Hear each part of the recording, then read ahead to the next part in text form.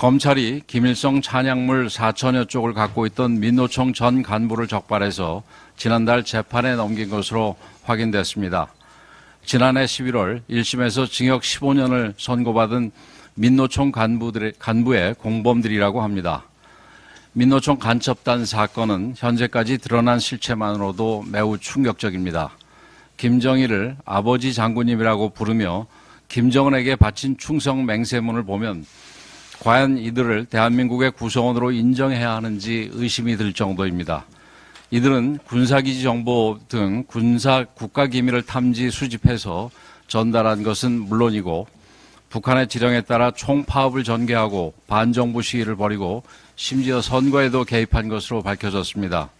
지난 대선 직후에는 대통령 탄핵운동을 벌이라는 지령도 받았습니다.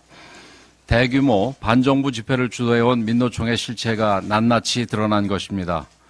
우리나라 근로자 2,100만여 명 가운데서 민노총 가입자는 약 100만 명 정도로 전체의 5%도 채 되지 않습니다. 그 가운데 극렬 간첩 세력은 또 얼마 되지 않을 것입니다. 미꾸라지 몇 마리가 온 개울을 흙탕물로 만드는 것처럼 이 몇 명의 간첩들이 우리 노동시장을 망가뜨리고 더 나아가 대한민국을 무너뜨리려 하고 있습니다. 더 이상 이들을 좌시할 수 없는 상황입니다. 그럼에도 민주당은 민노총 극렬 세력의 눈치 살피기에만 급급합니다.